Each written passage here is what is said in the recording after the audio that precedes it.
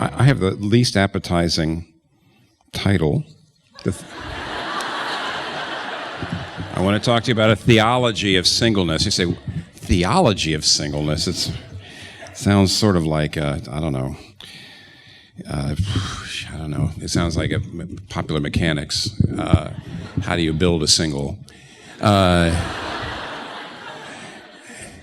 But no, I'd like to share with you what the basic theological principle in the New Testament about singleness. There is a Christian theology, a biblical theology of being a single adult, which means to be an adult without a spouse or children of your own. You're single. There's a theology I'd like to talk to you about, first of all, that, and then secondly, the uniqueness of this theology when you look at all the other religions and cultures of the world. Number three, I'd like to say, what does that mean then when Paul says singleness is a gift? And then lastly, I'd like to just draw out some practical implications. So the theology of singleness, the uniqueness of theology of singleness, what does it mean to say singleness is a gift? And then lastly, just some practical implications. So, I don't think there's a better place to go for the New Testament theology of singleness than 1 Corinthians 7. And when I read you these two verses, you'll see right away why these are enigmatic verses to the average reader. Paul says, are you unmarried? Do not look for a wife. But if you marry, you have not sinned. And if a virgin marries, she has not sinned. But those who marry will face many troubles in this life, and I want to spare you this. What I mean is that the time is short. Now, it sure seems enigmatic when you read that. It sure seems like Paul's had a bad day. Because in Ephesians 5, he has this exalted view of marriage where he talks about marriage is a symbol and a sign of the union of Christ and his people. It's this high, exalted view of marriage. And here he says, are you unmarried? Don't look for a wife. I mean, he didn't say that's okay. You can live with that. It's a form of suffering that if I'll use it for a while to make you a better person, but then, of course, you need to get on with your life. It doesn't say that. He says, are you unmarried? Don't look for a wife. If you do marry, you haven't sinned? But those who marry face many troubles in this life. I want to spare you. What I mean is the time is short. First of all, it looks like he seems to have fallen off from the exalted view of marriage he has in Ephesians. And then it seems like he's basing it on the idea that Jesus is coming back any time because it says the time is short. And of course, Jesus didn't come back right away. And so maybe that was a mistake. Now, here's the right answer. When he says the time is short, he doesn't just mean Jesus is coming back any day. Because he goes on immediately and says this, and he applies this principle to all of life, including eventually singleness and marriage. He says, from now on, those who have wives should live as though they had none, those who mourn as if they did not, those who are happy as if they were not, those who buy as if it was not theirs to possess, those who use the things of the world as if not engrossed in them, for this world and its present form is passing away. Now, what we have here is actually what a lot of theologians would call a sophisticated kingdom theology. What Paul taught, and actually what Jesus taught, and what the Bible teaches, is that though many people thought that when the Messiah showed up, that he would bring in the kingdom of God. And in other words, you have the old age in which there's suffering and there's death and there's brokenness and there's pain. And then the Messiah comes, it was thought, and he would bring in the kingdom, the new world. And the new world, there would be no sighing, no suffering, no death. Everything would be perfect. Instead, what happens is the Messiah doesn't come back once. It's like the old world, then Messiah, and then the new world. He comes back twice. The first time in weakness, the second time in power. The first time to begin the kingdom, but then the second time to bring it in fullness. And what that means is right now we live in what's called the overlap of the ages. The old world is still going on. The new world has actually begun. The Spirit of God is in the world to renew people's lives in many ways, but the fact is it's still a place in which we still have the suffering and the brokenness and all that.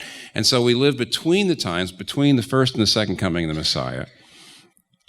And what Christians are supposed to do in that time, Paul actually lays out in the most practical terms. What this means is we do marry. We do buy and sell. We do have jobs. We do grieve and mourn. We do rejoice. But we always do it right now in light of the future. And see, in light of the future, God is going to give you the ultimate wealth. So right now, whether you have money or not isn't the biggest deal. If you have it, great. But don't get too attached to it. If you don't have it, don't be too upset. It's not real wealth. You see what he's doing? What he's actually, it sounds strange at first. He says, those who mourn as if they didn't mourn. Okay, you can weep, but at the same time, don't overdo it, because everything is going to be made right. And you can rejoice, but at the same time, don't overdo it, because this isn't real joy. This is nothing like what you're going to get. This will never satisfy your heart. And then he applies it to marriage and singleness. And that's the reason he's saying basically this. The ultimate family is in the future. The ultimate wedding is in the future. The wedding supper of the Lamb. All of the deepest desires you have for love, for closure, for acceptance, for unity, for security, all of that will be satisfied on that day. And no earthly family and no earthly marriage can do anything more than be penultimate. It can be a foretaste, it can be a sign, it can be great. But if you don't have a family, don't get too upset. And if you do have a family, don't be too elated. And don't put too much of your hopes in it. And once you see that, in other words, once you see the idea that everything you do here, including being single and being married, has to be constantly done in light of the future, and not acting as if this life is all there is. Everything has to be done in terms of the future and to be lived in light of the future. It changes everything, but it also means it equalizes singleness and married life. That's why Paul, there's no two ways around it. When he says, are you unmarried? He doesn't say, well, that's all right, but marriage state is the real way in which you live out the Christian life. He says, no. He says, also, do I want you to say, oh, you're married, don't do that. If you marry, you're not sinning. If you're not marrying, you're not in trouble. You're not a freak. It's astounding, actually. It really is pretty astounding. And so there's your theology of singleness. It's a sophisticated theology of the kingdom of God applied to singleness and marriage. Now, let's talk about how unique it is, and I mean it's unique, and you'll see it immediately. There are basically two approaches, I think, culturally to this whole subject. In the West, we make an idol out of your individual rights and your individual happiness. And in traditional cultures, to some degree in the East, but basically not just in the East, Latin America and Africa too, in non-Western traditional cultures, those cultures make an idol out of the family. You're nobody until you're in a family. And in the West, so let's go back and forth here. In the West, yeah, marriage is fine as long as it meets your individual needs. Don't cut yourself off from too many options. Never get married before you've got your career going. Why? Because absolutely, ultimately, marriage has to fulfill you. It has to be an asset in your portfolio. But what really matters is you. Self-realization is paramount. And marriage is just a means to an end. And so you better not marry anybody who's going to be too high maintenance. Of course, you got to get somebody who's bringing assets in if you're going to do that. Emotional and spiritual and sexual and maybe financial. And it's got to be something that enhances you and gets you where you want to go in life. That's the Western idea. The traditional idea, of course, is you're nothing until you're married. You are a freak until you're married. It's the reason why, by the way, it's not, when I say West and East, you know that we're obviously in non-Western parts of the world, in the big cities, in Asia, Latin America, and Africa, very often the big cities are more Western. And we also know if you go away from the big cities and say in North America, it's more traditional. And it's one of the reasons why a lot of you are living in New York, because you can't go home as a 30-year-old single without almost everybody saying, non-verbally saying, with their looks,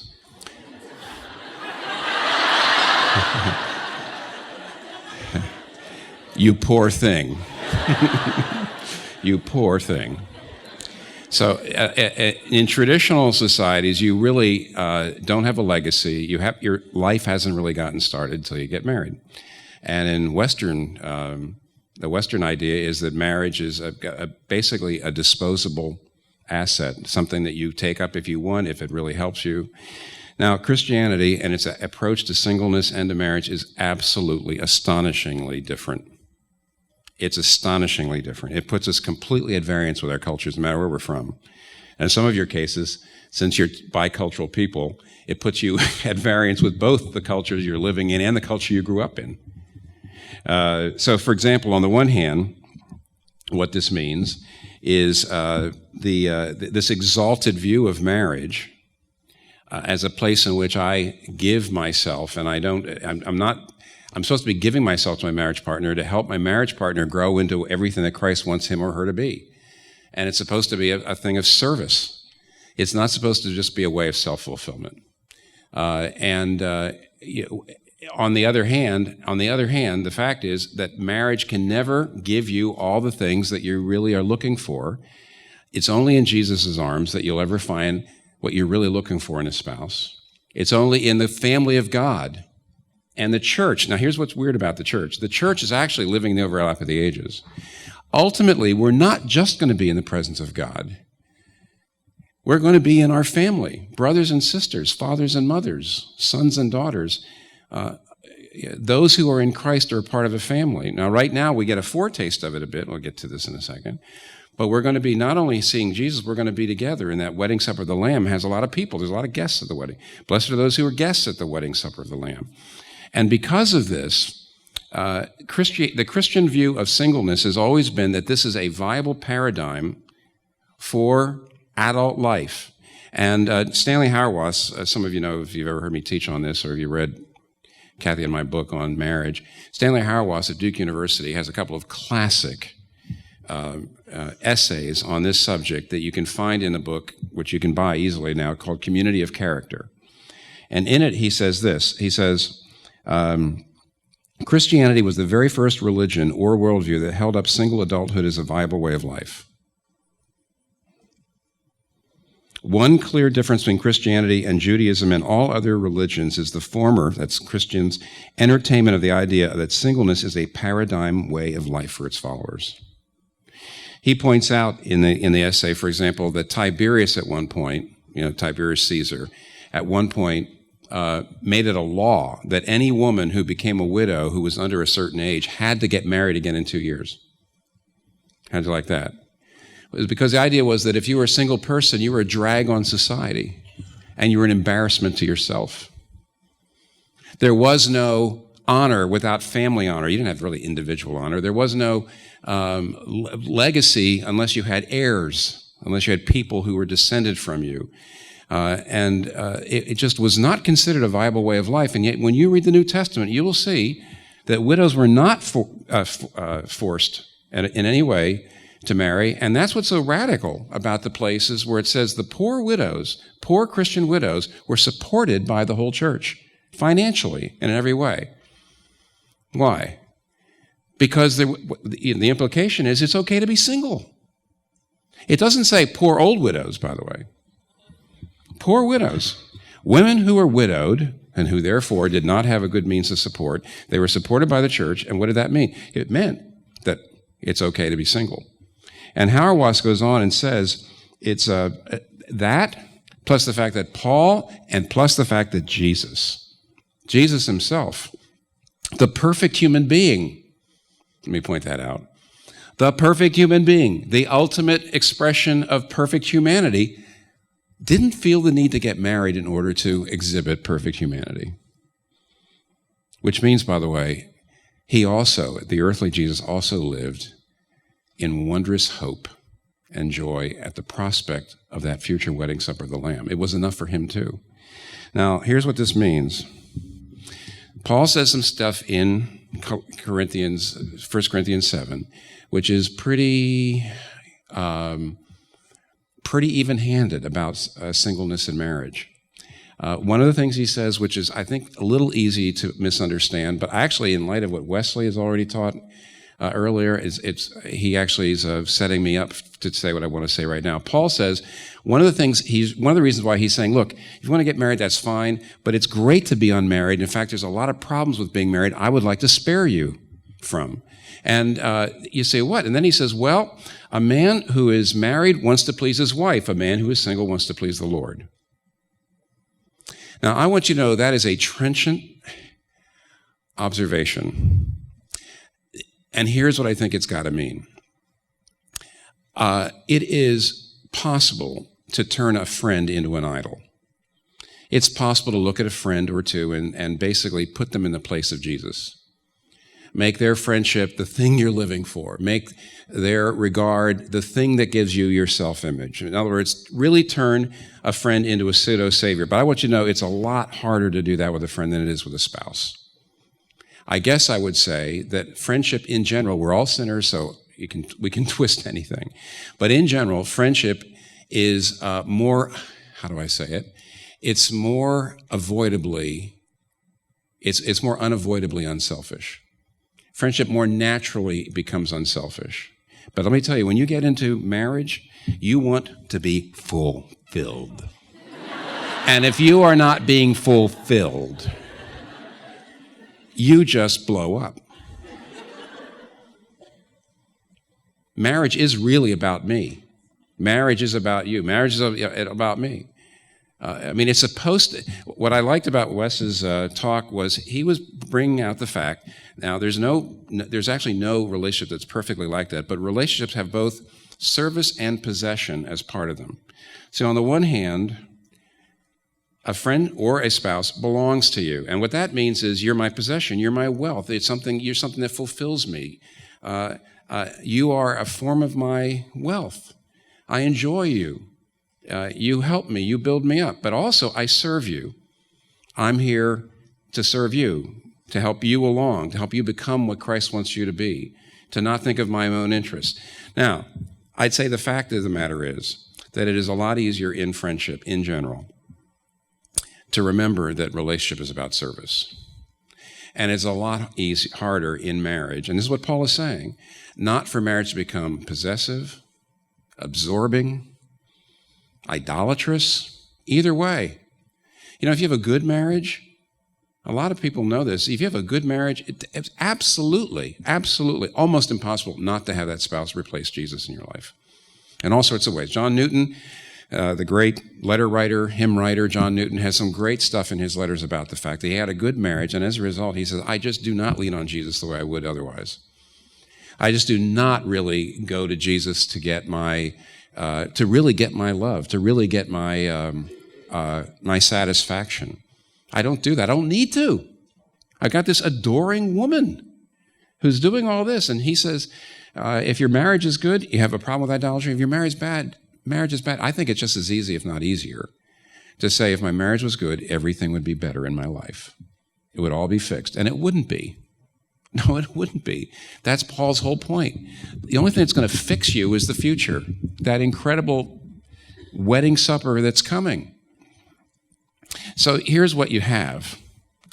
If you are a single person, you've got a really great prospect in front of you. If you're a single adult and you're a Christian, on the one hand, what it means is you can avoid the idolatry that very often happen and the selfishness and the absorption that very often happens.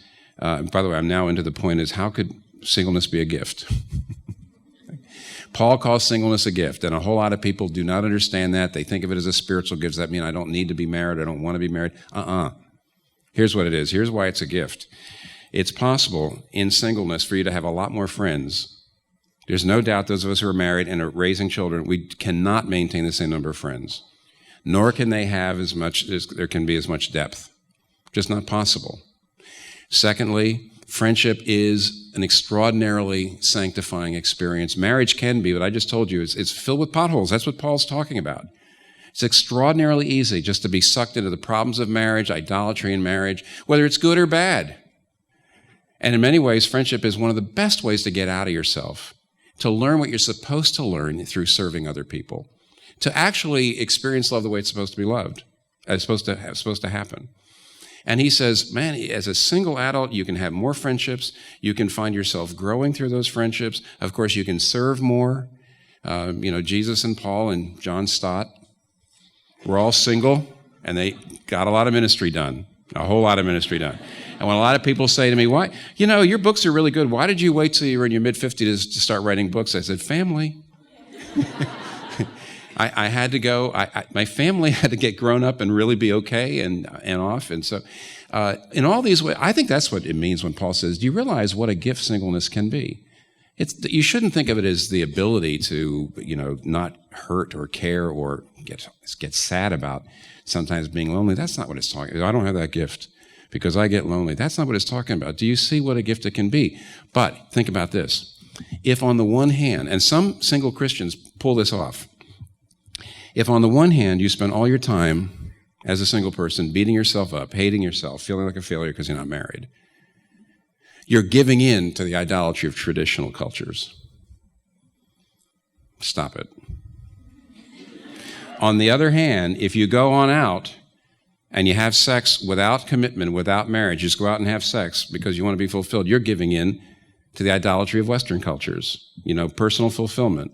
I got to go out there and have somebody meet my needs. Okay? Stop it. And what's interesting to me is there are a fair number of Christian singles that somehow seem to be able to pull off both idolatries at once, going out and having sex and hating themselves for not being married. It's amazing. It's just wonderful. So you have absolutely the worst of both worlds.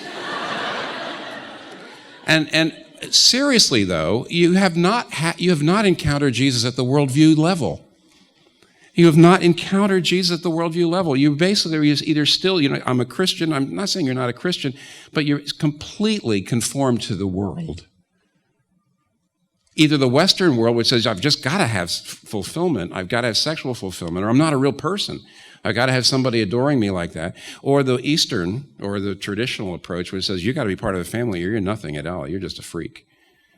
You haven't let Jesus affect your worldview, the gospel affect your worldview, and you're not living in. And you know what this means? The family of God, the church, and Jesus, and that future hope is not enough for you. Well, you need to do everything you possibly can to make that thing real to yourself in prayer, through corporate worship, through the sacraments, all the ways in which they're called the means of grace, in which Jesus is enough for you. Here's what I'm saying is dovetailing with Kathy. The thing that the serpent said in the garden, do you know what the original lie was? The original thing that got everything going, that messed up the whole world, because Adam and Eve believed it, and the rest is history. And this lie has passed into our hearts, I think. It's probably one of the most fundamental things about our nature.